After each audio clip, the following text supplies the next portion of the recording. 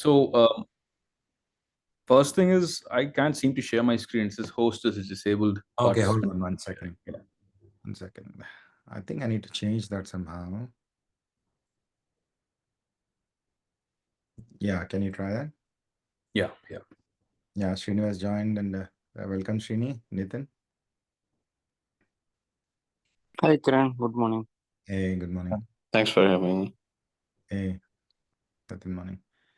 Okay, yeah, we can begin. So today's session is going to be actually led by Sri from Private Block. I'm actually using the name Private Block to just get you started, Sri. But today he'll not be talking specifically about the Private Block. He'll be talking about the Gen AI in business. Did we lose him? I think we lost him. Let him come back. So he's going to talk about the Gen AI in business, and there are specific some of the use cases he would like to share with all of us. Hey Jitendra, welcome. Hey Kiran, hey, thanks man. Your reminder helps. There's always people No worries. lose No track worries. of time. Sure, no worries. That's why I keep pinging. Wonderful. Yeah, Sri, you're back. Yeah. So Okay. I had to. My laptop needed access to the microphone, so I had to restart Zoom. No worries. Okay, you can kick it off, Sri. Introduce Yeah. yourself, and then you can jump in. Cool. So guys, can you see my screen? Yeah, it's coming in. Yeah. Yes. All right. Cool. So I'll start off with a little introduction of myself, right? So my name is Shrikar, and uh,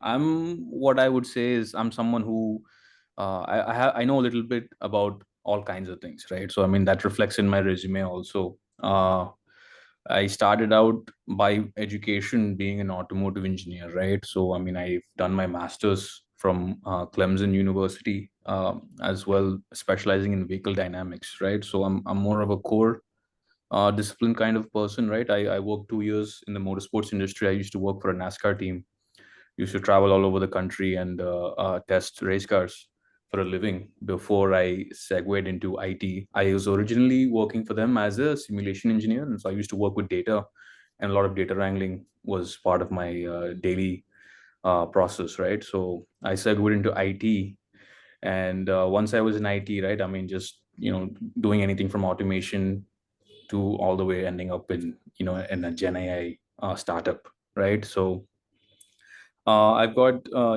a wide perspective on things, and I've had been exposed to quite a bit of things. So I mean, that kind of comes to the reason why I'm doing something. It's a contribution of me not having the tribal knowledge in the first place, but as well as I just having a different perspective on things, right? So that's a little bit about what I do. So I currently work for a Gen AI startup. The product is called Private Block. It belongs to Blocktrek, which is the company name, right? And so what the company really does is it caters to financial and analysts who belong to really large venture capitalists or small wealth managing funds and stuff like that, right? So we're basically coming in and pitching ourselves as an AI co-pilot, right? And who will do a suite of tasks or automate some of your flows and become your a day-to-day assistant, and automate the complete flow of your repetitive tasks in a day-to-day basis, right? So that's kind of what we do.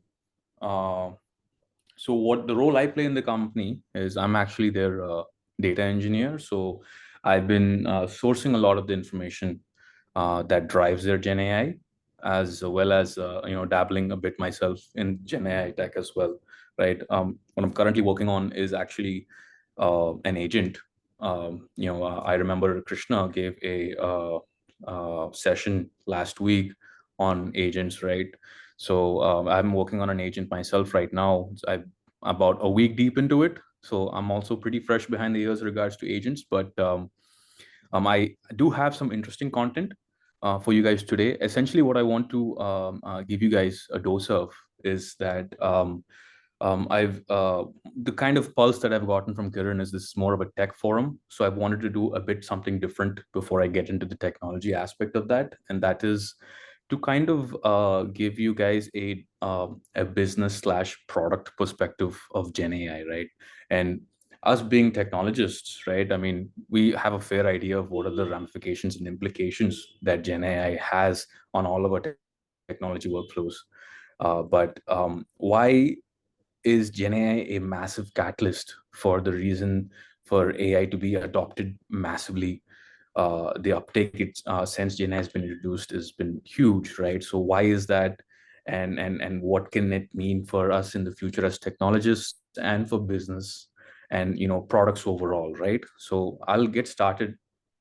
That's kind of what I'm going to be presenting to you guys about, and then we'll definitely open up the floor for any questions, discussions, and feel free to interrupt. We can segue into a topic in between as well.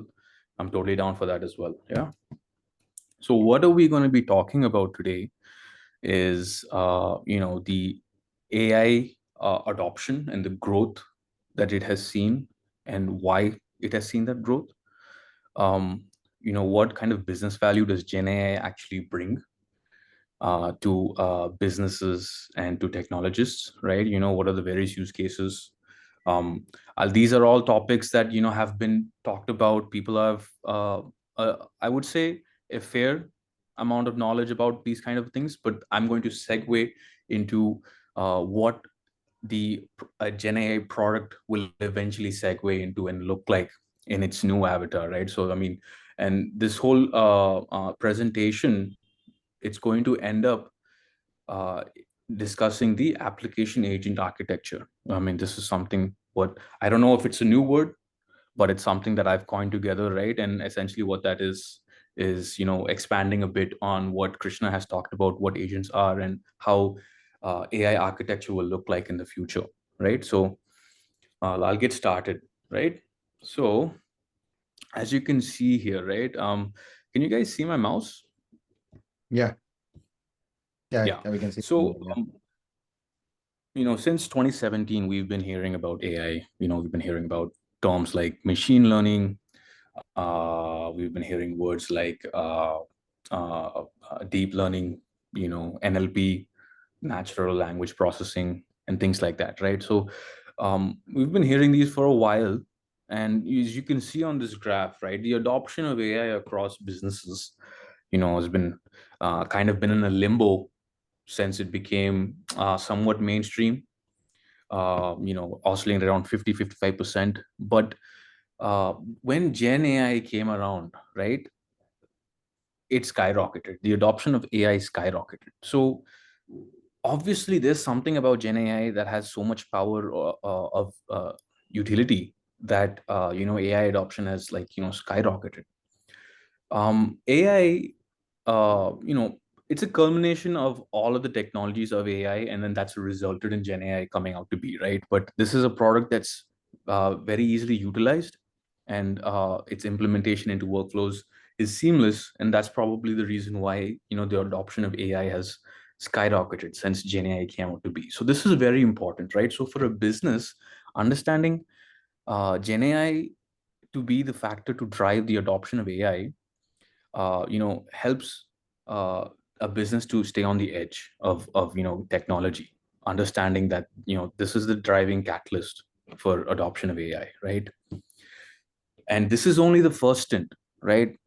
Once Gen AI becomes much more mature as a technology, it'll only be exponential growth from there, right? Okay. So when we talk about a few things regarding Gen AI from a business perspective, right? There's three things that we look at. We look at productivity, cost, and what's the return on investment, right? Um, Gen AI is able to directly impact all three of these things right off the bat. The moment you have any layer of integration of Gen AI into your workflows, right? Just to take, for example, if you're able to reduce repetitive cognitive tasks by AI, you're automatically increasing your productivity, and that in turn is reducing your you're increasing your cost efficiency, right? Because if you're able to reduce a human workload just by the fact that 3 hours of his day are not being wasted on repetitive tasks or repetitive analysis or generating reports, for example, right? You've already saved your money there, right? And of course, GenAI, given all the inputs that it has, it never misses, right? As long as the data is straightforward and straight, it never misses, right? So human errors are a lot less, or human misses are a lot less, right? So the return on investment with the strategic insights that you can get from AI are very, very impactful, and they're readily available the moment you've done your integration, right? And from a cost efficiency standpoint, the implementation itself is very straightforward, right? You can have two engineers pulling out, impactful AI integrated workflows. You don't need much, right? So go to my next slide here. So um, I've taken these three generic industries, right? But AI is really widespread, guys. I mean, you can imply it. You can employ it anywhere. I mean, even in the automotive industry, just getting traffic insights in Bangalore can give you a lot of save you a lot of time just using AI. If once they come up with that kind of a trained model, right? But I've worked in the finance, the fintech industry. I've worked in healthcare, right? So I'll talk about it from these few perspectives here. Just give me 1 second. How do I get this to presenter mode? Just click the. Actually, get to the bottom right corner. Yeah, down, rightmost Yeah. corner, near the slide, no? Yes, correct. Yeah, so the moment I click this, use presenter view. Okay, yeah. So, and I don't want to talk about, the applications, because I'm pretty sure that we're all aware of what the applications are when it comes to finance, financial report generations, gathering data about companies and getting information on companies by ways of a chatbot and stuff like that. Healthcare, I mean, we've been, this is one of the most heavily advocated applications of GenAI, right?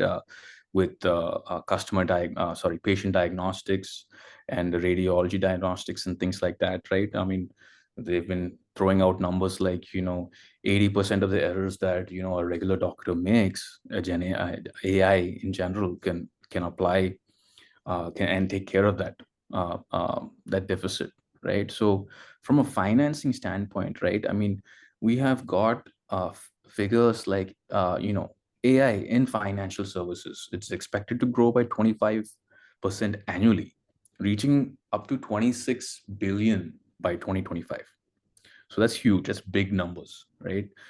It optimizes risk assessment, automated financial reporting, and it generates strategic investment insights and actionable initiatives, right? So that's the kind of business impact GenAI has on finance, right? And when it comes to healthcare, McKinsey estimates that AI could save up to 100 billion annually across healthcare by improving efficiencies in clinical trials, diagnostics, and the administrative processes, right? So there are a lot of ways that GenAI can give you immediate value from a business perspective, right? As long as your client is having a better experience and a better result from using your services, right? Business wants in on something like that. And GenAI can have that immediate impact the moment it's integrated into your existing workflows, right? So there are three things that you can roughly put together. One is that integrating GenAI is not so difficult into your existing workflow. So the uptake is pretty fast. The paradigm shift that's required to make our workflows AI oriented themselves is where the trick lies. And I will segue into that shortly, right? So AI is only as good as the data it gets, right? Unless you haven't trained it on accurate data, or unless you don't have the right data that's sourced through your RAG-based solutions, right? Your AI is going to be a piece of crap. It's as good as the data, right? So it's very important to have good data sources, pipelines that collect the data, and you have post-processing methods which perform data augmentation, right? And then making sure that you have a daily dose of that data to make sure your AI is real time. So it's really valuable. Gen AI is generative, right? But it needs to generate off of real time data. So that's very crucial.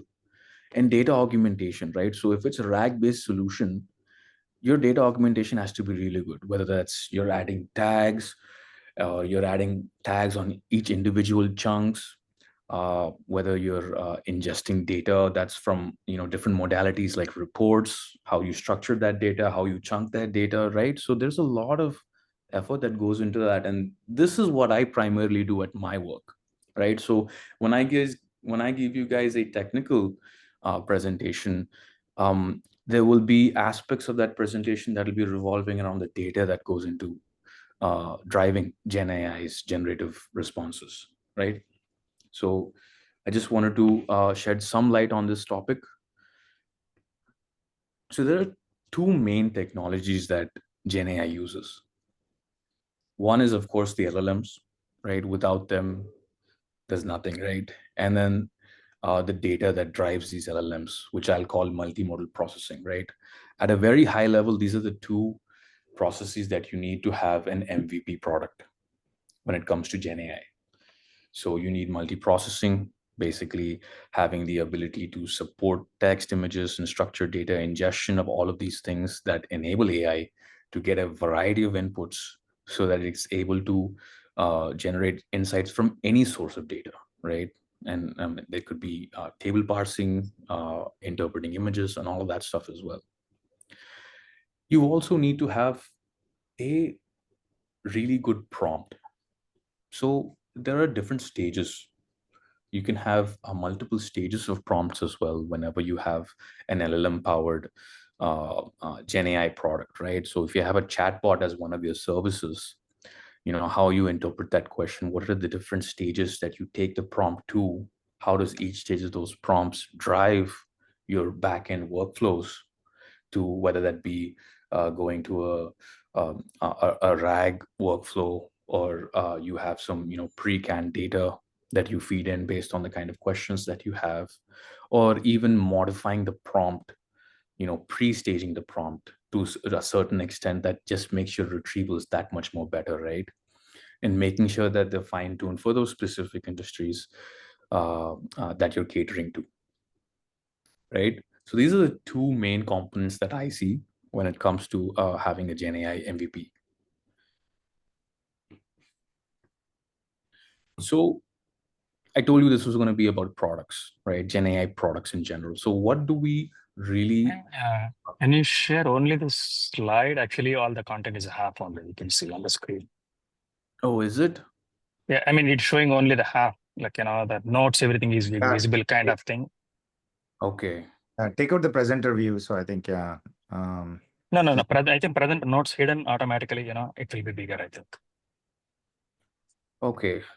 So I did the presenter view because No. Presenter view has the different options, like without notes visible. So it will show only the slide. Okay. Yeah. Now I think it's good. Yeah. So basically, what does a Gen AI product really mean, right? I mean, what kind of timelines should you be required to meet?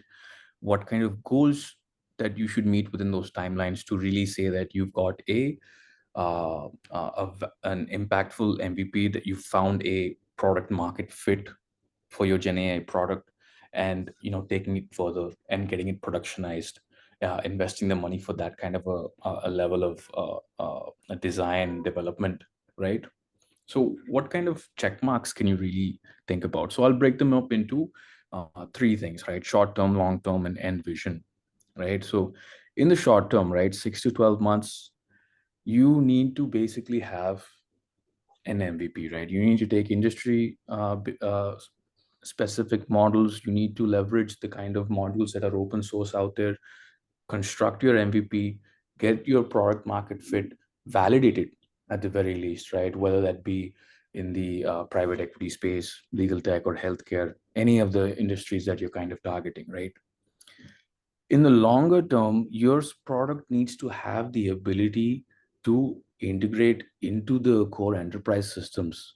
That's where you're going to get the volume and the revenue that you need for your product, right? So, I mean, whether that's integrating into SAP technologies, Salesforce, uh, it needs to become the decision making part of the business so that it automates a lot of the repetitive tasks that are there, right? So your AI has to eventually become capable of doing that. So to look at it at a high level, you need to have your product proposition, find the market fit, and how your product is going to adapt to the market, so it doesn't look like a complete paradigm shift from the client's perspective, right? The end goal is to have a future where AI is a natural collaborator. And what I mean by that is you need to, uh, uh, everything needs to be AI driven, whether that's a process, whether that's a task, whether that's, even, automated workflows, whatever it is, everything needs to be AI driven. And it needs to be the interaction layer that we as humans would interact with, which drives the program in the backend, right? So that way, it'll be complementing and augmenting the human creativity and decision making at the time of using the product. So I will talk about this a little further, and this is where, in my eyes, all GenAI products are going to evolve into, especially with agentic aspects of GenAI, right? This is where all products will tend to. So, I mean, what's the road ahead, right? So there are definitely a couple of limitations, right? GenAI is not fast, that we know, but with quantum computing, I think it'll definitely be able to do in a split second, while being the intelligence layer, what a click of a button does for us in a pre-programmed manner very soon, right? I mean, even the post the other day on the group where Microsoft is offering 1-bit LLMs on your mobiles, right? It's a great step forward along those lines, right? So AI augmented decision making. So think about it this way: if your AI layer is your interface layer with your program and all the services that it offers, you don't need to have multiple steps to initiate a workflow or a specific task. All you have to do is say something, give a command. If your product has the ability to do it with all its host of services and microservices, the AI should be able to dynamically build that workflow in the background, get your task done, validate that your task has been completed as per the prompt that was sent in. If not, reiterate again, and then come back to the user and say, hey, I've done your work. Here is your response, or here is your result, right? So these two things together, and as well as hybrid AI and human collaboration, right? There will come a time, we talk about, I mean, I like to give the example Iron Man and Jarvis, right? So, how they collaborate every single time they're doing their whole superhero thing, right? So there will come a time when that will also come into the picture. So now I'll just talk about the aspect of the product for any GenAI product that I think that is going to be the most important thing going forward, right? And this is going to be a GenAI based application agent architecture, right? So essentially what you want to do is you want to enhance your workflow efficiency through an agent based design throughout all layers of your architecture. So what you want to do is you want to basically have an AI-driven application agent acting as the centralized intelligence hub, right? So I've been hinting at this throughout my presentation. So what it results in is a streamlined workflow of a complex number of services and microservices optimized for that particular task and delivered in a user friendly manner, right? Nowadays, we as humans, we want to listen to something as a podcast, right? And in that kind of a modality, or we want to hear it in an audible manner. We don't want to hear it, we don't want to read it, we don't have the time for that, we want to multitask, right? So there are a lot of things that we as humans require that make everything user friendly, right? So AI being the medium of communication between any program, it will essentially lead to a user-friendly delivery. And that will automatically increase the uptake of these kind of technologies, right?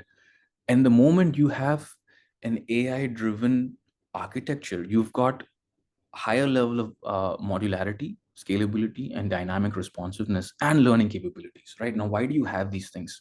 If AI knows that it has these host of tools it can use to get the answer that you want, and if it comes up to a point where it says, hey, I don't have the ability to do what this person has asked, right? You drop in a new module, or you drop in a new function of code that has that ability, and AI will automatically pick it up as long as you bind it to that agent, right? So the concept of an AI-driven application agent acting as a centralized intelligent hub is basically what I want to start with. This will eventually lead to uh, from top down, your whole architecture will evolve, and I'll talk about that as well, right? So GenAI as an application agent, right? You're gonna have a couple of layers. The top two layers, this is high level, right? And this is not this doesn't stand it's flexible, right? I mean, you can have multiple application agent layers, multiple service agent layers, even your microservice layers could be agents as well, but I'm just going to give a very generic perspective of this, right? So you need to have an application agent layer, which is basically your central intelligence and command, right? And that agent, based on the kind of inputs that you'll have, will interact with your service agents. These guys specialize in the workflows for a particular task to get done, right? So for the central intelligence, it knows that at a macro level, this task is going to get done by this particular agent, right? And then the agent will, depending upon the kind of input, use the uh, available microservices at its discretion, right? So at every step, there is an intelligence driving your workflow dynamically. This adds so much value if you just think about this, Hey, can I ask right? can I ask a question? Yeah, Ramesh, go ahead. So how is it different from AI agent, what you're explaining? It is not. It is not. It's an application of AI agent. Yeah, It's okay. yeah. I am talking about it as an application. I'm not saying that this is new technology. So what we've talked about last week when Krishna was giving an introduction to agents, right? If you expand that to the product level itself, your whole architecture will change. What I mean to say is, rather than building a workflow that accepts an input A, drives steps A through C, and then delivers the output D, right? You have a layer of intelligence in between every single stage. And if something even new comes up, right? Like, for example, if there is a task that needed A and D at the same time, right? Your AI would automatically understand and execute all of those workflows in the back end and give you that response, right? So essentially what's happening is the services of the product are easily accessible by the user. He doesn't have to go through multiple clicks here or there. He doesn't have to engage with two different workflows through two different pages on the UI. It's just all voice activated and intelligence driven, and your workflow is constructed dynamically and invoked, right? So this is leveraging agents only. This is nothing different. I'm just trying to give you guys a perspective of how this can be applied at a level of a product itself. If you were to build something from scratch, how can you use GenAI to make a uh, product that's its whole architecture is AI based, Yeah. Okay, got it. right? So what is the application agent layer, right? So these guys are the brains of the system, right? They process user commands, especially voice inputs, right? So I like this because I want everything to be an assistant. I just want to say the command, I wanted to get it done, whether that results in an email being forwarded to me or sent to me containing the report that I want or the answer I want, whatever it is, right? Or even if it's voice returned back to me, all the better, right? I mean, especially, you know how Google Notebook LLM does it, right? I mean, if you give it a report, it just generates the responses in a podcast format, which is super cool, right?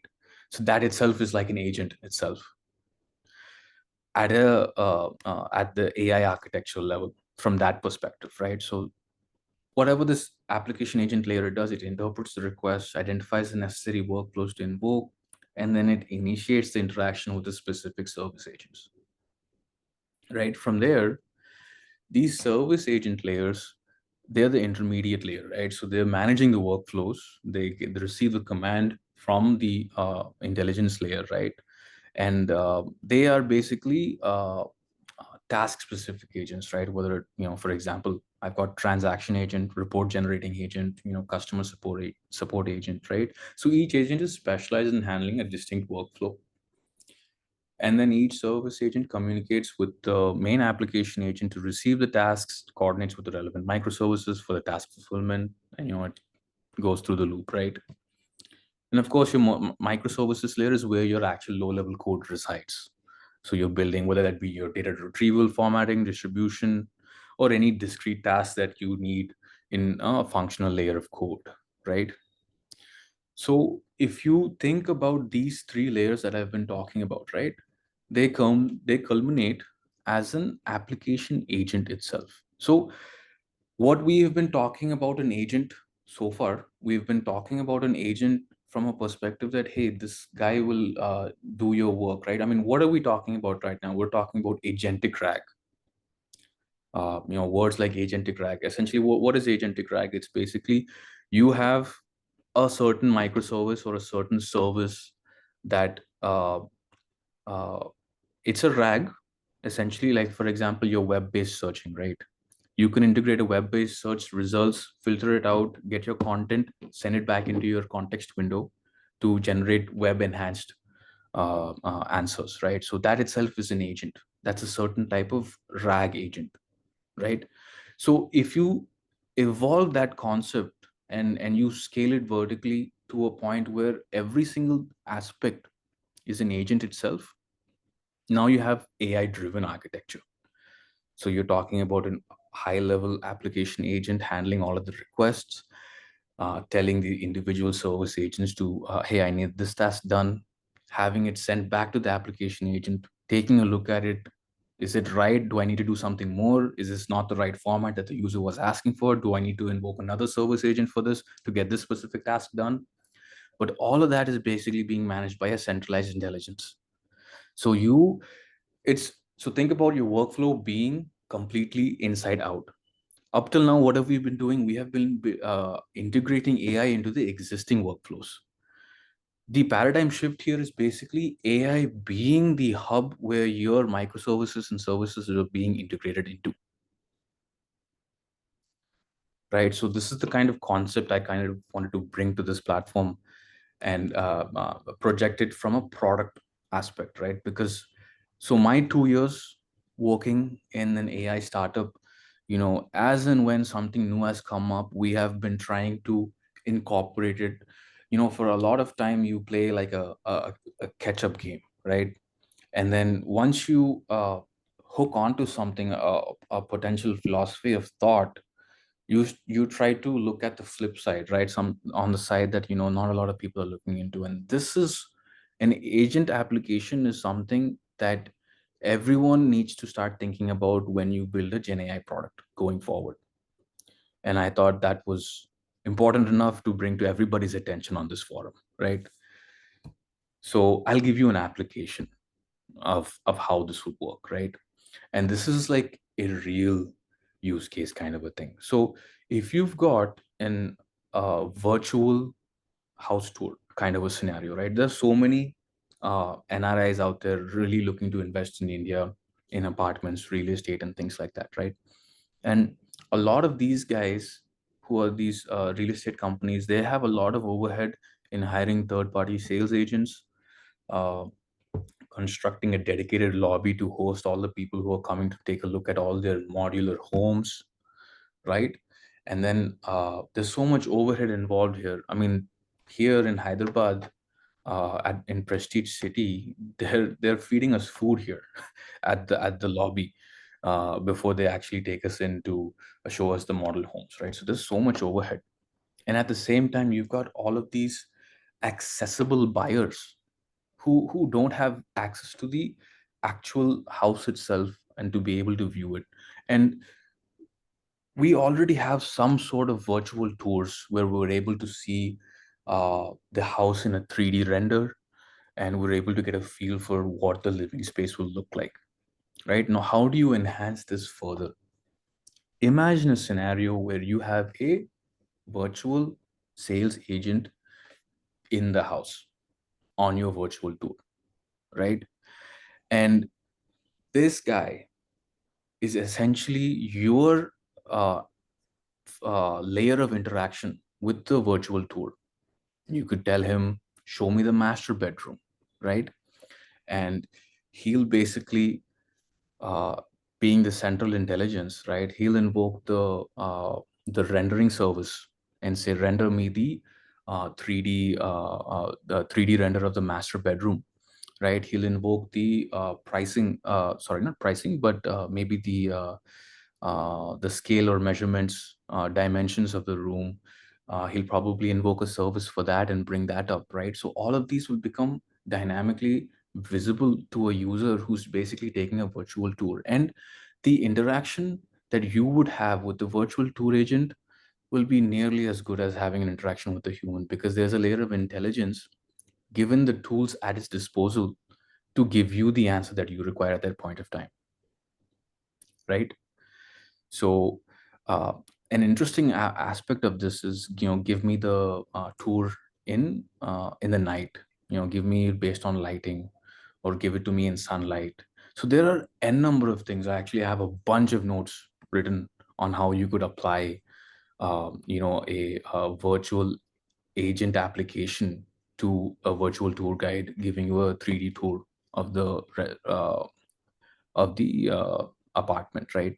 So what are the business ramifications for this, right? I mean, if you think about this, you are accessing a completely new demographic of people who are not even living nearby that township or that tool, right? So, and you are giving them nearly as good as an experience as they would if they were to come directly, and that will directly pump up sales, right? So from a business standpoint, if you're able to increase sales, they'll clobber this stuff up from this tech perspective as well, right? And then let's not even go into how much overhead you'd be saving, overhead costs that you'd be saving with having something like this set up, and how many less people will actually be coming to the lobby, eating that food, and then spending your agent's time in deciding on whether they want to buy an apartment or not after seeing the modular houses that you've built already, right? So this is an application here with in the background, you basically have the application agent concept applied here, right? You can go and talk about it as a financial assistant as well, right? If you were basically saying that, hey, give me a report on the basis of so and so aspects for the given company, you can essentially say that, hey, uh, go check if the company is there. The intelligence will go and invoke the workflow to go check if the company is there. If it's not, it'll invoke the workflow to go and get that company onboarded onto the platform, right? And then it'll give an intelligent answer to the user saying, give us 45 minutes and we'll onboard the platform, onboard the company, and we will generate the report for you. After the company has been added to the platform, the whole workflow is automatically triggered by the intelligence agency, knowing the fact that the company has been onboarded. Go and invoke the report generation platform agent, right? And that'll go and generate the report. You'll get the report back, but you probably forgot to include all the certain aspects that the user actually wanted to generate those reports for, right? And then you'll have an iterative process of doing that all over again with those specific aspects. And this is all being controlled by the central intelligence. You don't have to have human intervention beyond the point of giving a request, sending a request. And then finally, the user gets the response. He doesn't have to remind the intelligence agency that, hey, I asked for this report, can you give it to me? Right? So if you think about it from this perspective, everything can actually be driven by agentic architecture, right? So I'll conclude. Essentially, uh, I wanted to end with a quote here, right? In today's world, tech alone isn't enough, right? So how can GenAI bridge the gap by solving real business problems and empowering people with that centralized intelligence, right? And then automatically driving growth further than what our traditional uh, uh, workflows do right now, right? So that's what I had to present today. So I'll open the floor to discussion. Yeah, it's an interesting topic. So the last part where you mentioned about the tools and the agents, right?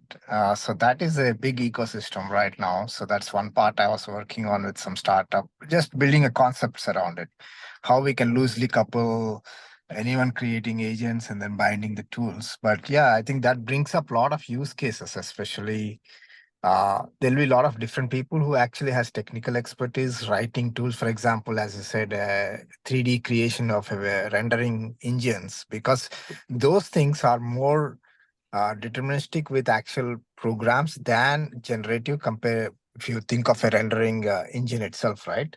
A 3D rendering engine.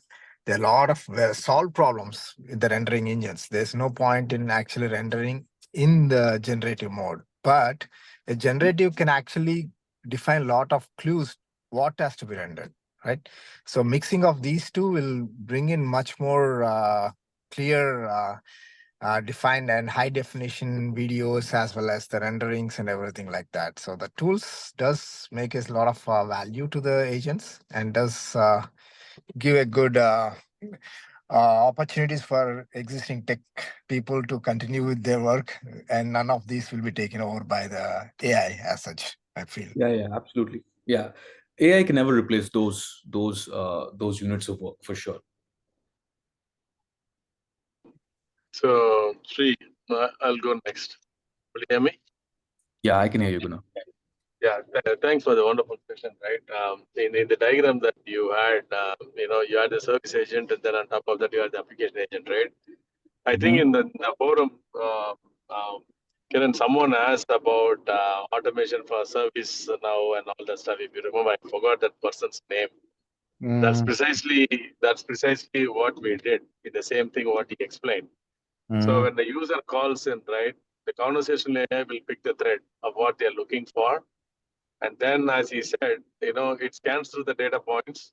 And then we use RPA scripts, robotic scripts, to go in, automatically fill in the required forms, create the tickets, and then set up some motion and action for any application that have to be kicked off or anything like that. And that comes through.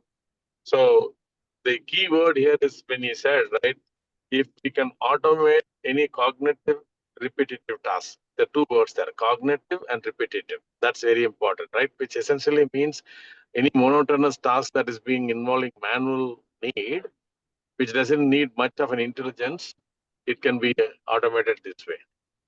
So that's something that I wanted to share. Does it make sense, Ray?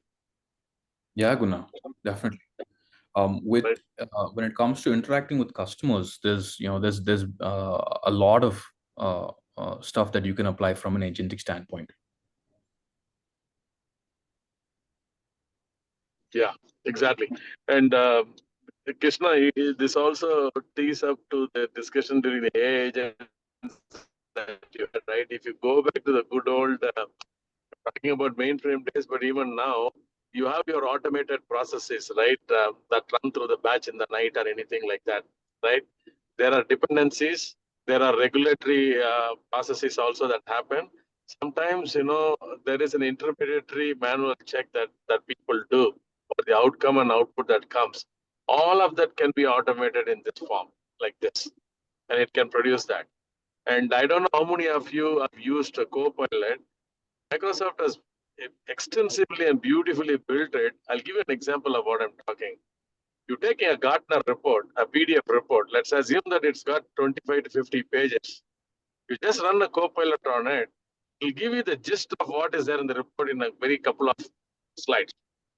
So why is that a significant importance? I've read an article where in the life sciences world, where the product discovery, drug discovery happens, they have to go through enormous amount of this research papers and data to culminate that into a very precise point to take it to the next level. That's where this GenAI and everything is being used very extensively. I don't know how many of you have kind of heard about that kind of a use case. That's another use case I just wanted to share. Yeah, our company currently does that actually. Okay, good. Yeah, and just to add, this is very interesting, Srikar. Thanks for sharing, right, the internal details. The agentic framework and the top level application agent you're calling, right? It's more like an orchestrator that is managing or agent manager, we can call it. I was listening to one of the podcasts where the person who actually created the autogen for Microsoft in the open source autogen that was delivered, they were envisioning enterprises having millions of agents, exactly to your point, one guy orchestrating a specific task, or in a department in an organization, and users interacting with it and getting better with reasoning and all that stuff. So there, in few years, it's going to be, I think it's all agent intelligence. So I was just writing an article on AI equal to agent intelligence. I'll share with you all. It's Okay. it's very similar, right? Yeah. See, this is in my opinion, right? This is very important. This is a very important school of thought that needs to be applied for any Gen AI based product and to existing workflows as well, right? But see, the thing is, making that mental change, and I think given how the landscape is evolving so fast, I don't think it's going to take a whole lot of effort on this side of things. But having legacy workflows also evolving to a point where you have this application agent, right, will have huge in my opinion user accessibility to all the services that he may not have even known that he needed. Right. Right, and that will in turn drive revenue generation as well. Yeah. I think there's a lot of from a business aspect as well, there's a lot of value in why a business would also want to adopt such an approach. Yeah. The example that you mentioned is more about the technology being implemented from the real estate perspective. There was a big push on how to, I mean, even for the 3D rendering of the houses that they capture, and the drones getting utilized to see from the angle from above the house in the areas and stuff like that. So those are all being pulled together, and they're trying to even get into a virtual world wherein you place yourself inside the house and start looking at it, not by just Vision Pro has some of those applications being built without you being there in the house. So people who are purchasing houses remotely can greatly utilize that. Yeah. But actually, yeah, related to that aspect, few months back, actually, I talked to one of the builder CEO in the Dallas. They are not caring all those things kind of thing. Actually, he was actually studied in the US, like a master's, everything went back hundreds of crores or thousands. I don't know. They are in the Hyderabad builders. He's a techie guy. I was talking with a lot of details. I was talking about the digital twin, IoT kind of thing, 3D rendering, everything. They're saying now we just show the status and not interested, basically that industry, they try to put the less. And one of the thing he just showed, pull up his mobile, he showed the status to the like NRIs who are all buying the houses from here. You can see literally he showed the like a website, his share. It's it's loading very slowly. Like it took like a 6-7 seconds just to show the start. All it shows like their apartment number, which tower, and how much percentage. It's kind of the statistics. There is no images or anything. Even for that one, they're thinking, oh, we are in the very good at the technology, but that is like literally nothing really. And another aspect is I was talking to someone, my relatives who is purchasing this. Why do I care all this app, all this? They told right away, bluntly. Is all the add-on value. If the builder delivers to me on time without any issues, that is a good for me. These are all the add-on value. I don't see the value in it. That is like I never heard about it. I thought like when the building is happening, construction is real time, a lot of fraud is happening. Don't you want to see really how it is progress, all this stuff? They said no, it's the add-on value. And if the builder delivers on time, I'm fine. Yeah, So like a lot of different see, aspects here, I think. because the point is like entirely different, right? I mean, if you're, for example, there is a guy who actually shows the houses in Bandra, Kurla. He goes all over the world. He goes to Dubai to actually show like 90 crore apartment. Okay, he walks through and he actually does Instagram, right? I was just interested to see those houses, how beautiful they are, and how unaffordable for me. But I just get happy looking at those, right? But I was thinking if I were to place myself in there and look at like as if I'm in there, it all depends on the perception, because these guys are actually buying as an investment house, right? Yeah. They want to put in the money. They don't care about how it's going to be, how it's built. They all care about how it's going to make money for them. Versus for the house that you're going to live in, the Yes, perception changes, that's right? correct. Yeah. So most of the NRIs who are putting in the money, they just want to make the money out of it. They don't care, whether it's in a good area, whether the road has potholes to reach to that place. They don't care. I'm putting 10 crores. Returns. That's all. Yeah, Care returns, about right? the So returns. it again, perception versus like, the value of the value addition, as you said, depends on the people and the need of the purchase they have. But I think, in my opinion, they haven't seen the value of this new tech because No, but yeah, I mean, I understand what you're trying to say, yeah. but actually, the very high-end customers are like, they It, want it to is only when for you're elite. This is when only you for elite. You can. yeah, The but reason I'm but the actually issue bringing is, I understand. I mean, because like few years back, I tried to the something what you're talking about through the HoloLens, everything, researched everything, but those platforms are not like basically Microsoft is shutting down the HoloLens now. And even the Vision Pro is being slowed down because they didn't see the much sales. So that 3D devices, like a market is like not growing and not everybody has those devices. There is another problem. But again, it for the manifests into technologies, it something. makes sense. Yeah. But as you said, I understand if somebody can render real time, you be in the house and show, that is a good value. But how, I do not know. Like, and because I was depending on the 3D devices, but those are really It is. difficult. It takes some time, because I mean, I'm actually a proponent of the new tech, and it'll take some time. Just like the AI we are all talking, it started back in 1950s, right? We are like almost 75 years into it, and we are like getting excited about it. But when you go and look at the history, there were like several, it didn't actually strike the right balance. So tech also takes its own time to evolve based on the surrounds that it has, right? So I'm thinking it'll be there. And also, to your point, these kind of extra tech that is available, it's only for the elite that we can target. The segmentation is important. If you go and tell me that you're going to you have to have a Vision Pro to see this house, I would be like, forget it, just like a regular person.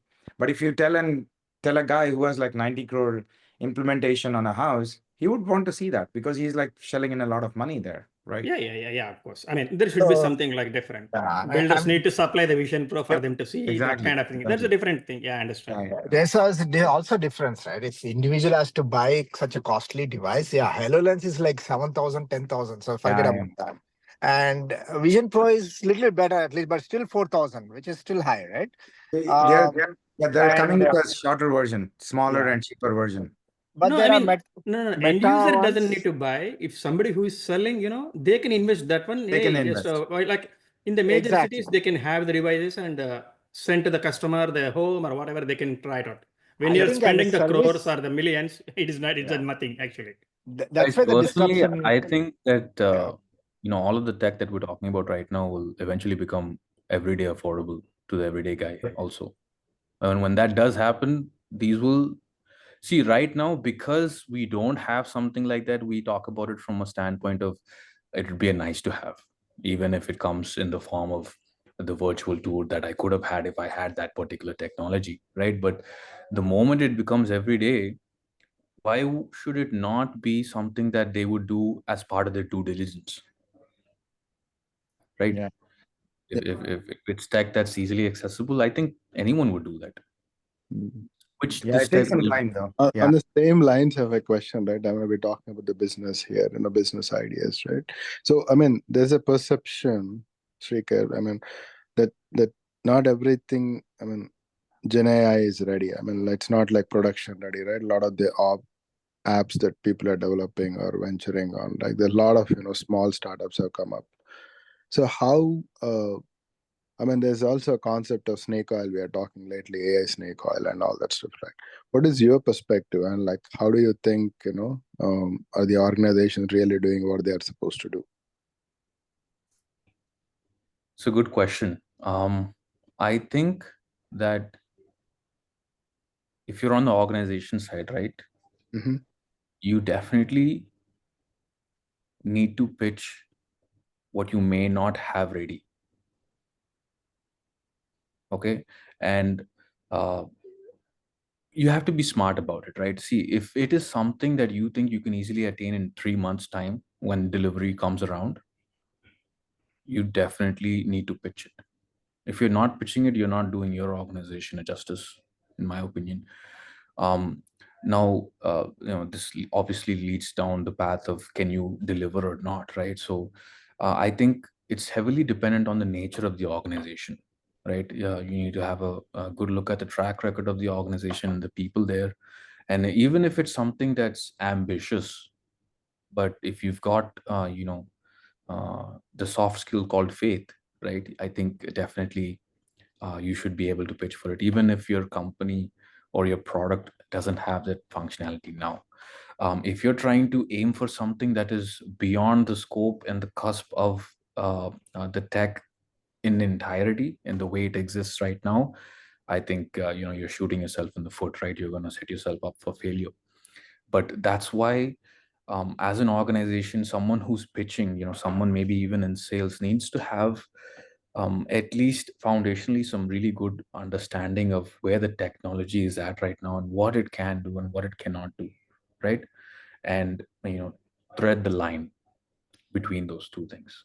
And that's technically what their job is, in my opinion. That's my take on it. Okay, thank you.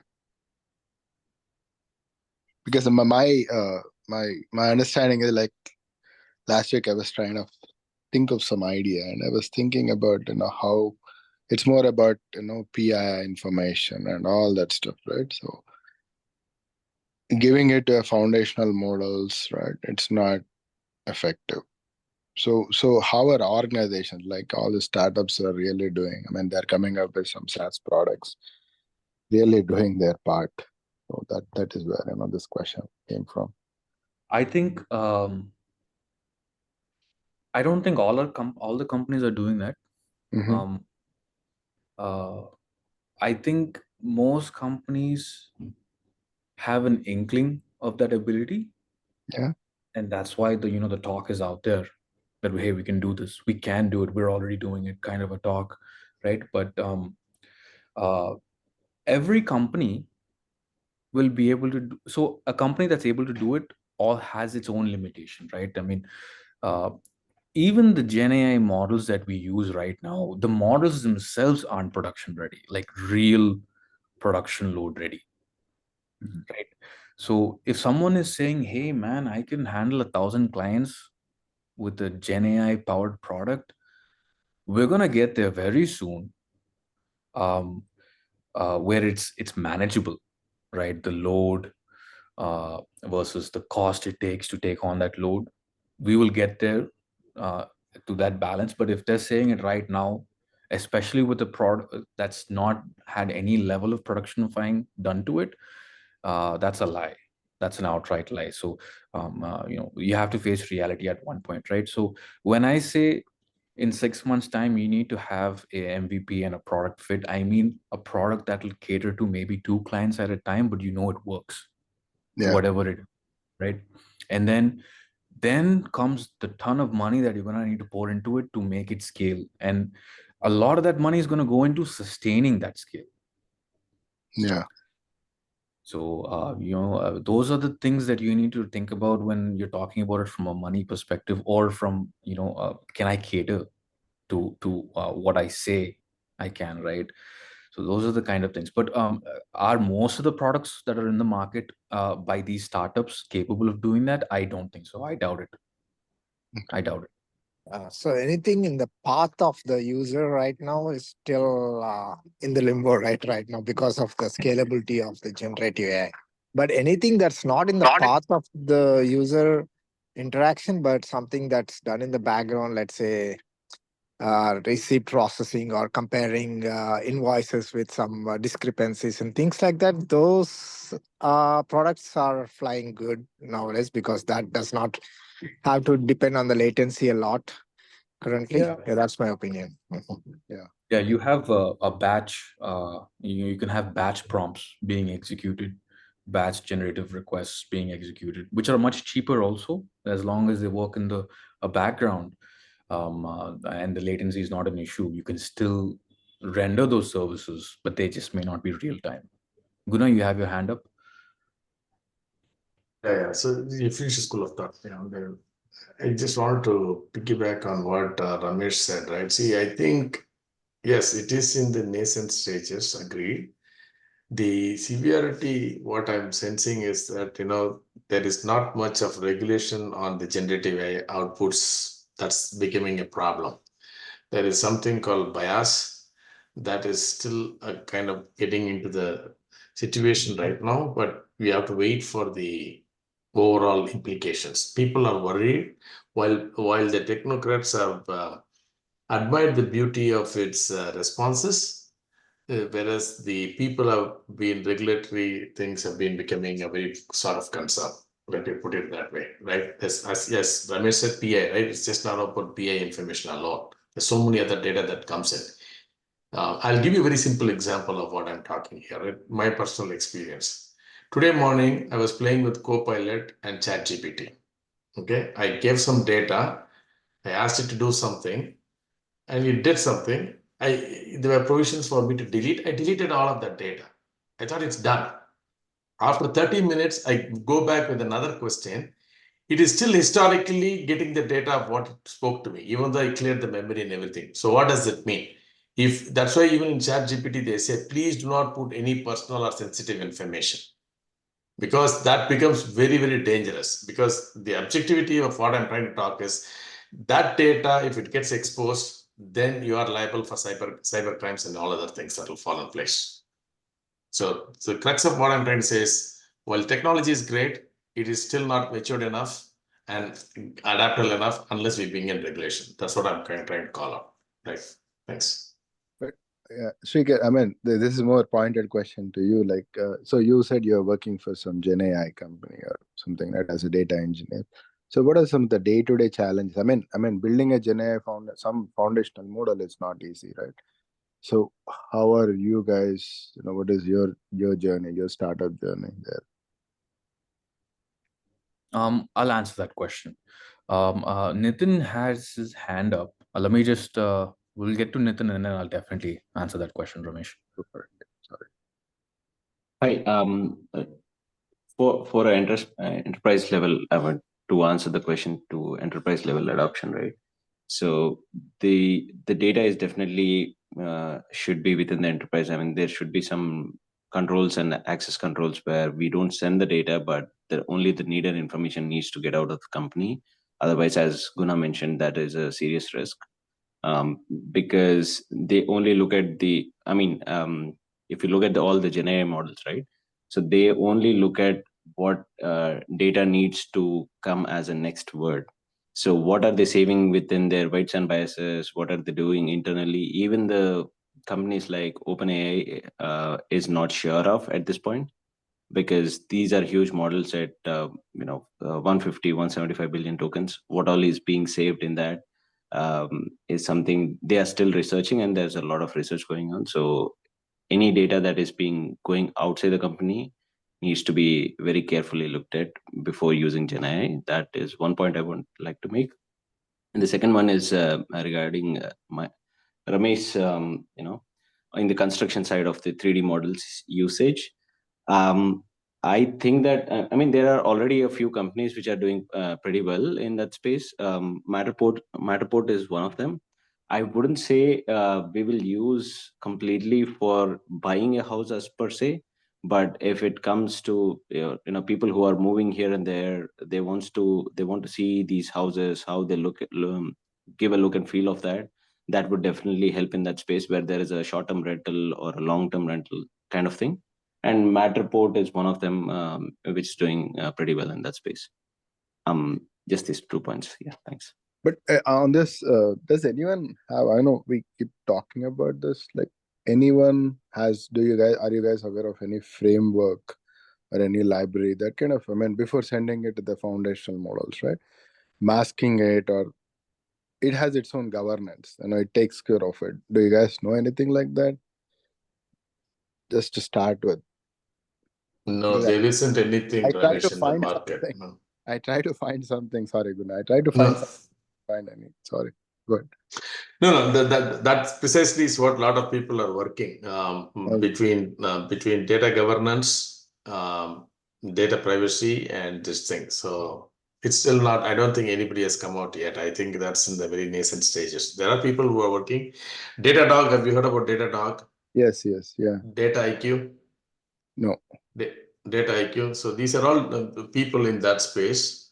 So Data IQ is another one. I think they're all maturing yet, but I don't think Datadog will be the big ones that will come out. They have not come with any commercial framework yet. That's all I can say. So Okay. That's an area of opportunity, looks like. Yeah, there is also and from the PIA perspective, there is something called as Microsoft Presidio. If you guys have known about it. No. CDO, you said? What is that, Kiran? It's called Microsoft Presidio. It's actually, yeah. It was actually being utilized in some of the startups.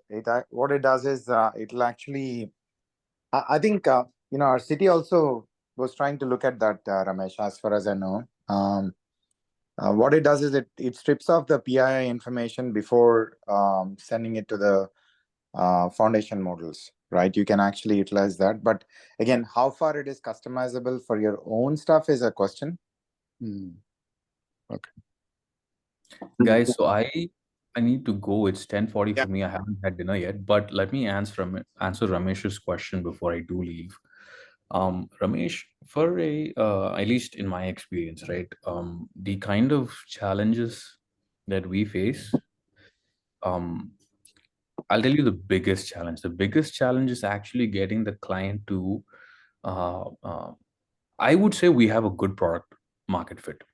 The problem is the tools that we use to interact with the clients, right? For example, whether that be the UI or the modality in which we're interacting with, whether it's voice or through gestures, or whether it be maybe an email also, right? The biggest problem is how those fit into the daily workflow that and maybe an analyst actually has in his day-to-day work, right? So that's one of the biggest challenges, and so that's why, from my perspective, I think the product look and feel and finish uh, and that's why I focused on this whole application intelligence layer as one of the biggest game-changing things for GenAI's uptake, even further than it already has, is because of how it'll do away with all of those issues, which is one of the biggest issues, fitting the service into the daily workflow of a client or an analyst, right? So that's one of the biggest challenges from a tech perspective, right? The biggest challenges you will face is giving yourself away that it's a generative AI, right? I think one of the biggest powers you can have a Gen AI do is to almost convince the user that he's talking to a real intelligent sentient being. If you can do that, um, he'll be paying bucks a question, and he'll be paying a lot because he'll be asking a lot of questions, right? Yeah. From a tech perspective, not giving ourselves out in the answers, that whether we're not able to do something to the utmost efficacy, or just the inherent prompt engineering that we've done that results in some mannerisms in our responses, I feel is a deterrent for a user to um, ask more questions or have that trust in the product or the response, right? And to know real justification, it's just the nature of the way it may answer, or seem limited in its scope when it's answering the question, right? So from a technology perspective, taming that aspect of the response is very, very crucial, I feel. So from a business standpoint, making it look polished, the answer, right? That's one of the limitations and edge cases that one should prioritize once you've got that MVP. Got it. Yeah. Hey, I know that you have to leave. It's already 45 minutes. I think 1 hour 15 minutes we got into. This is a real good topic of interest. As you can see, many of us are involved and asking the right questions, because we wear different hats at different times. Like we're enterprise, personal sometimes, and when it comes to personal aspects, we want to learn and find the right problems and the solutions. So, Srikar, really appreciate you jumping in, and after our initial discussion offline, I didn't expect this detailed, flow of work that has to be put in. Really appreciate the effort. And second one, I think we do have we thought of talking about Private Block and what you guys do. That gives us a little bit insight of how, even though it's a startup, from a startup perspective, to Ramesh's point, right? What are the pain points that you have seen? How do you evolve? How are your customers are looking at, the products that you are trying to pitch in, and what kind of problems and solutions that so if you can focus on those aspects, it'll be very encouraging and very, fulfilling for us to learn more in your next session, right? Yeah. We can look So forward to that.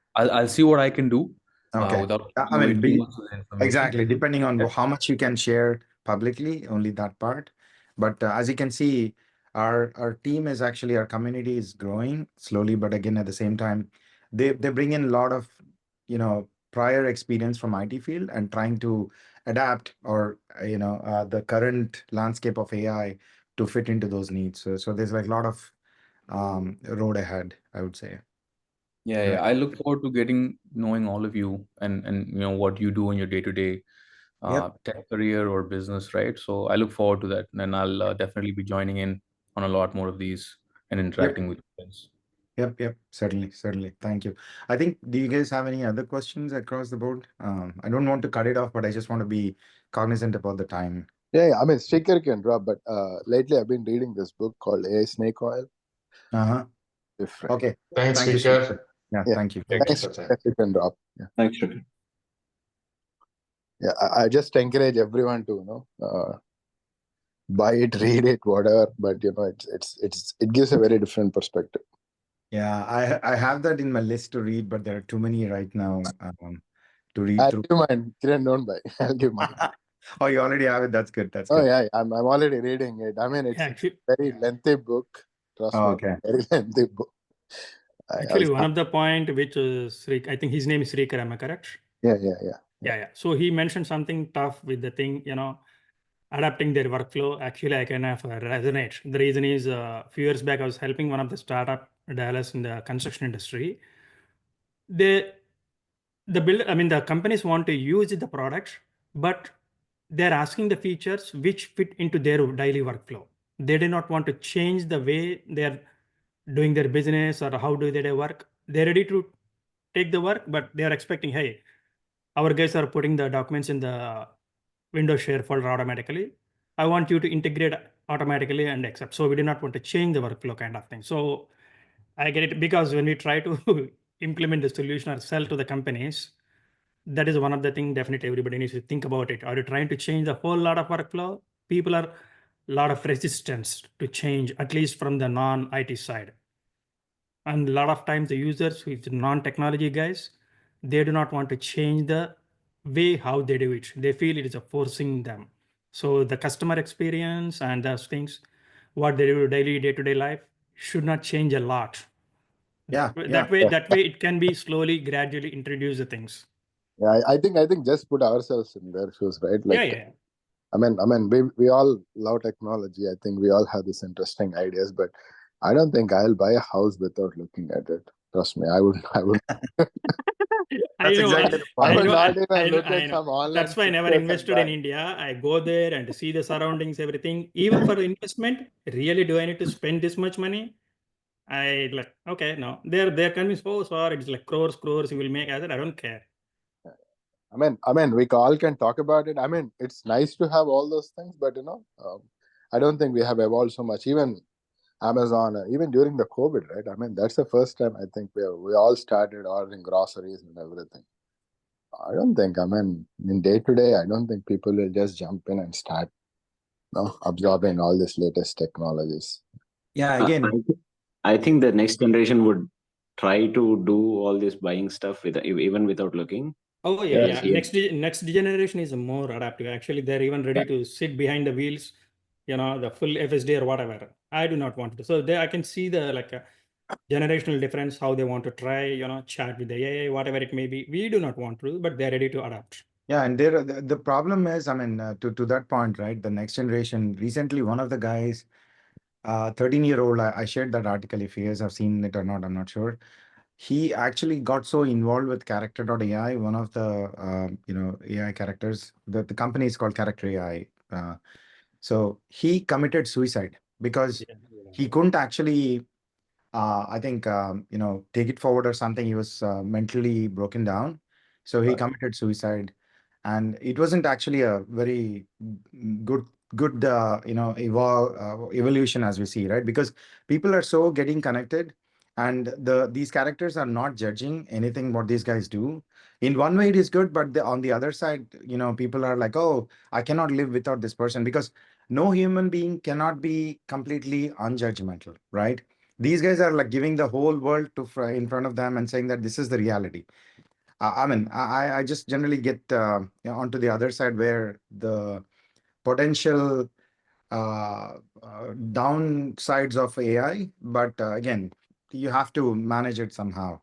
That's where, I was talking about AI snake oil, right? It's in our day to day. Read that book. Trust me, you'll read about this insurance companies that we all use day to day. United, Right.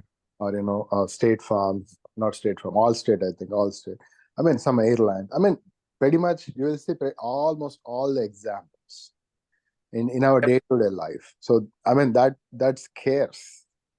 That scares. I mean, Yeah. I mean, you got the insurance company example, right? So they are actually looking at now they have so much data. They are actually segmenting the locations of if your community has had a lot of roof replacement claims happening across, right? They're overall, it's more like your usage of water across the apartments. The more you use it, the more across that they'll just split it. It's in the same format. Earlier, they didn't have enough data. Now they're crunching tons and tons of data. So they're making it very hard for getting an insurance with less amount of money. Earlier, they didn't have it. Now they had all the information at their fingertips. It's getting crazy. I think we should. Is that what is covered in that snake oil book, Ramesh? yes, exactly. I mean, all these day to day examples, right?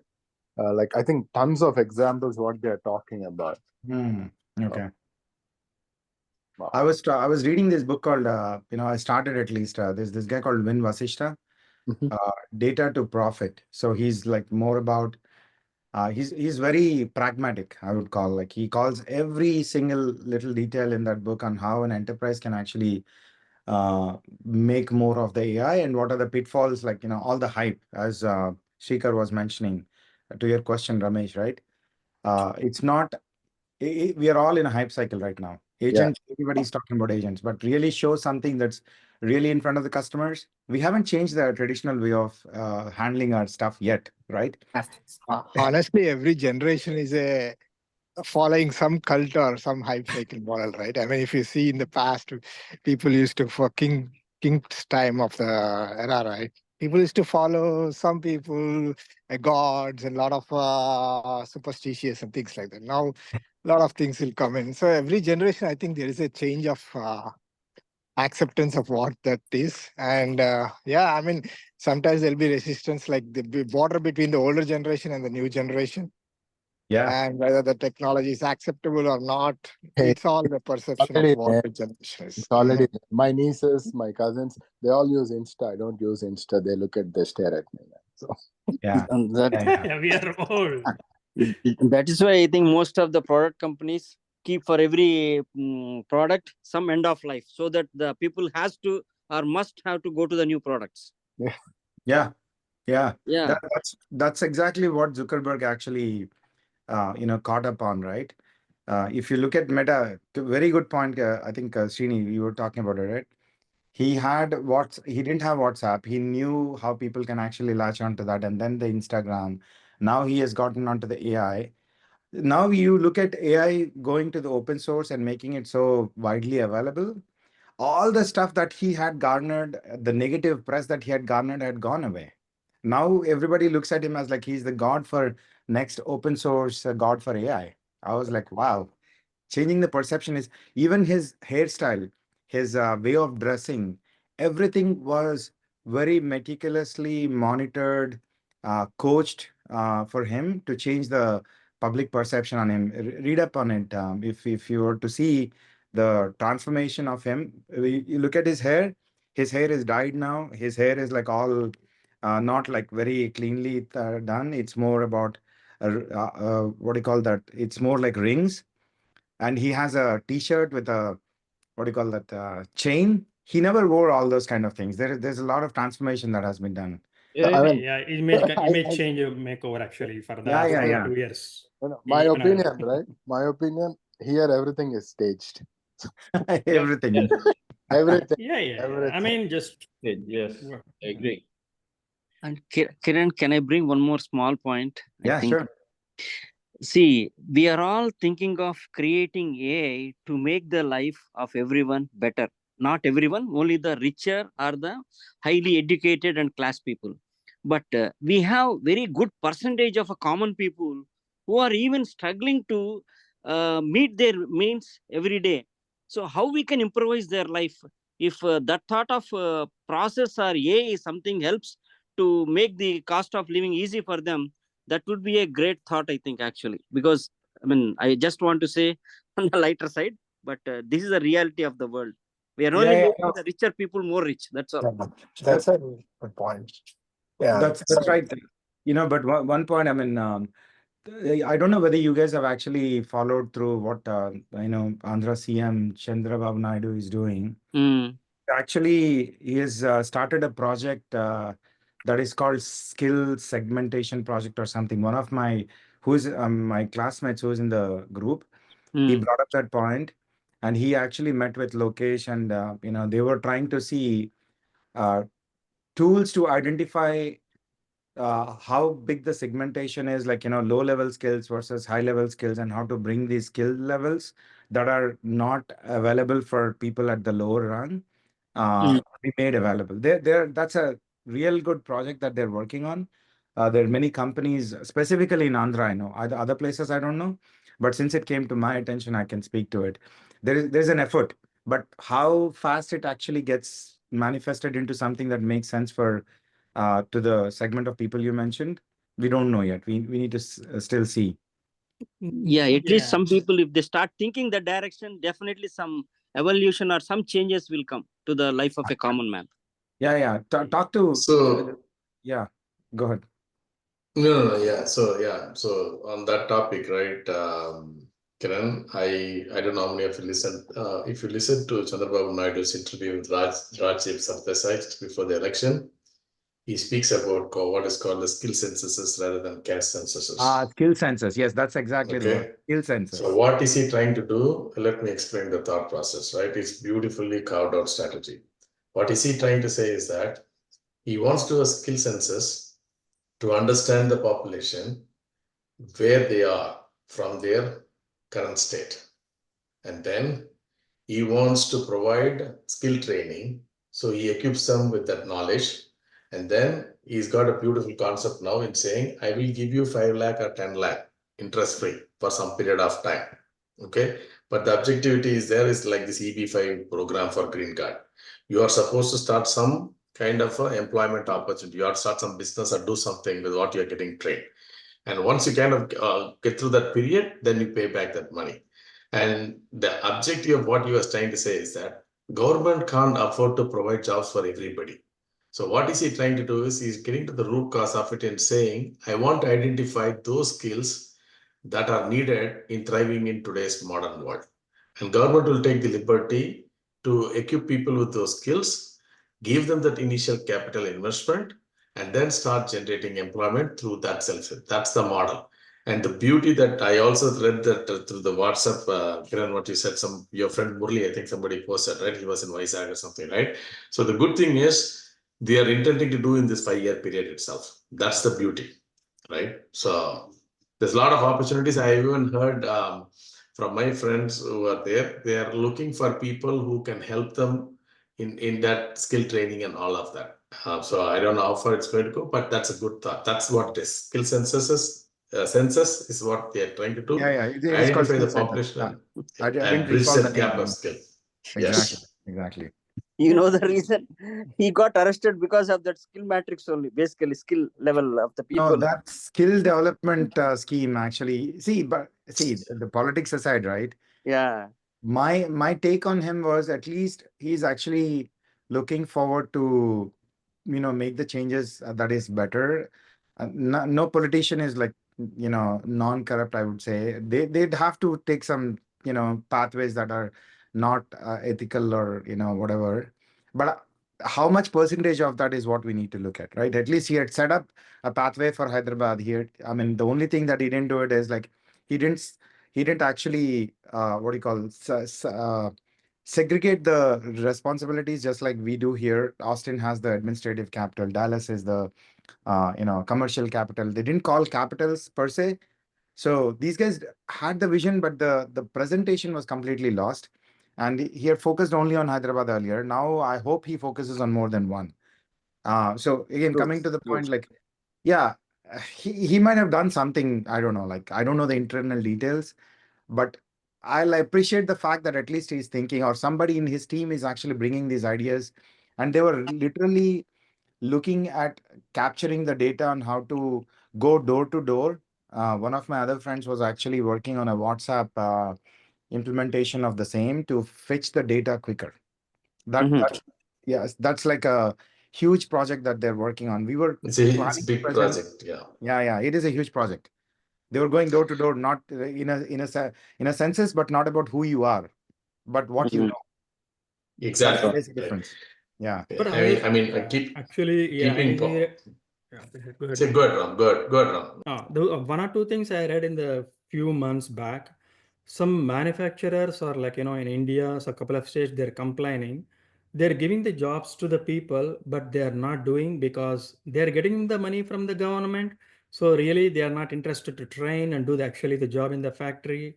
They want to chill out, that kind of complaints. They're saying, hey, we are giving the jobs, but some kind of young generation, they do not want to even simple like a packaging the boxes because they're getting the money from the government kind of thing, I mean, it is just job they want to do, but they're getting the money, something like minimum from the government schemes. You guys know pretty much every state has something. It's everywhere. That is another headache, actually. I mean, we talk about serving to the people, but are they really interested to learn? No, why I tell you that is, even if you hire people here in US, I think most of you guys work here, right? When you get this college grads fresh out of the college, it's not the same zeal, same energy that 10 years or 5 years back you had. or look at yourself, right? When you came out of the college, and then there's a different level of energy. I see my team, some of the folks in my team, right? They sit there, they try to code on the side, they're listening. I mean, music, everyone can listen. They're watching and coding there. I can't, say anything, but it's the way I think.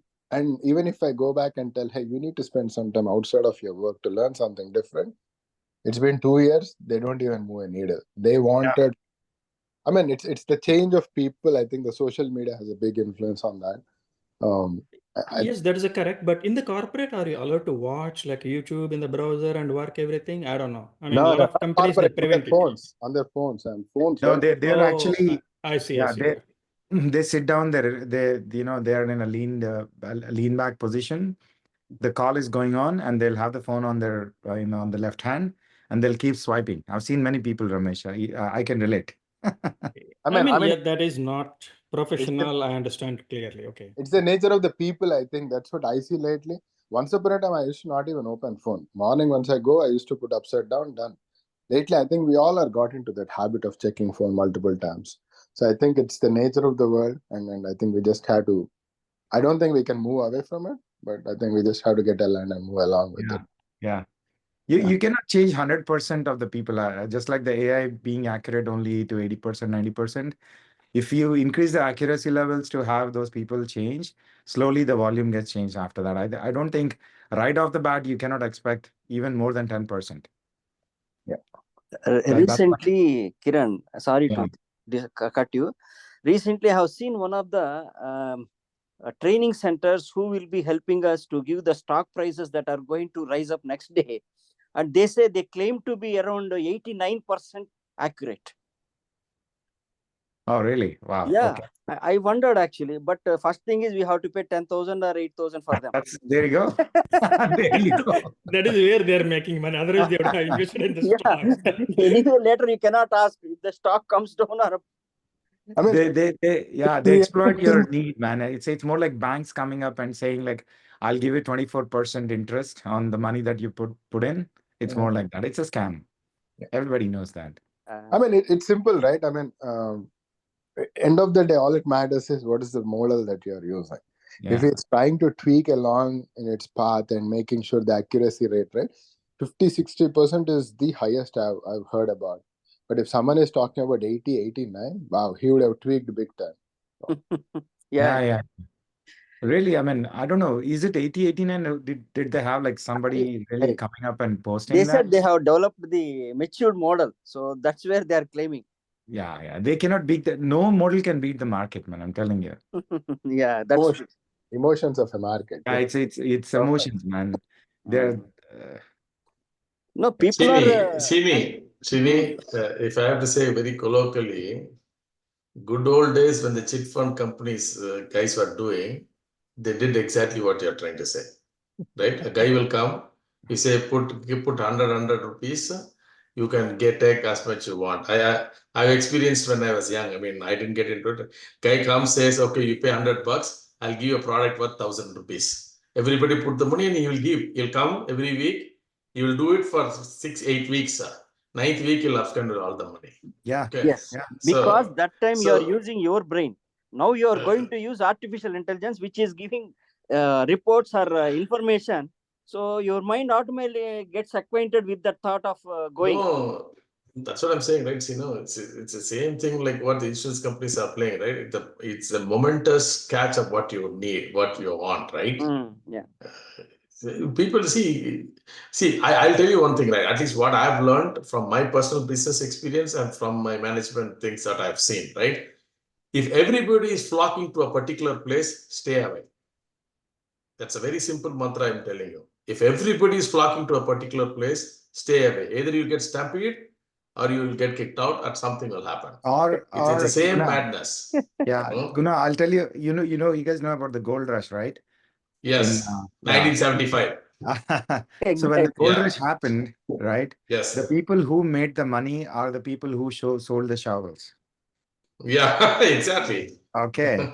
So there is a topic of discussion on that, right? So you need to find a way to, it's not exploitation, but it's basically serving the need of the hour, right? So we need to be in that position where you serve the need of the hour.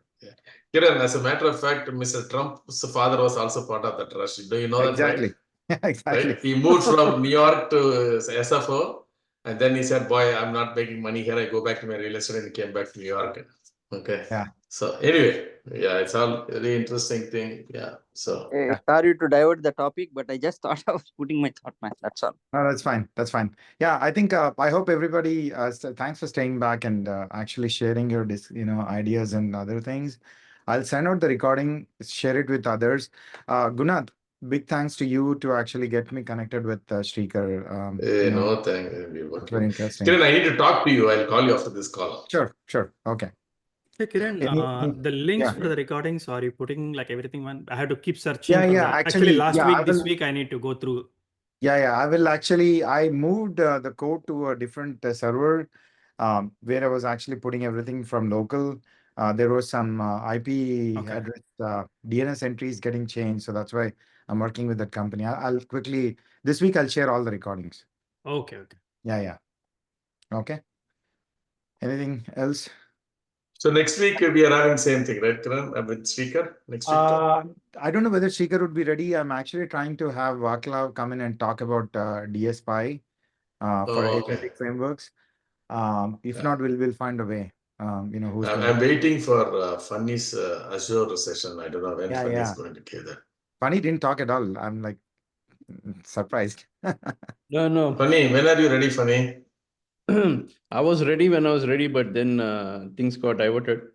Now, it's going to be tight, but we'll definitely do it. Guna, if you want to also chime in, you worked on Azure AI. So you and I can come up with a thematic as to what we want to actually show. Yes. You want to do that, and you and I can go offline and coordinate. Yeah, we'll work through something. Okay. We'll talk to you, me. Yeah. But I'm busy for the next 1 month. Same thing here. We'll work through that. Let's try to target and do it. Sure. We'll have Nitin coming up with his own session on the LLMs from scratch, and we have others. So I'll update the calendar and share with you all. Okay. No all right, guys. Thanks, Kiran. This is good Thank discussion. you. Thank you, Kiran. Yeah, Kiran, I'll call you now. Thanks. Bye. Yeah, sure. Yeah. Bye.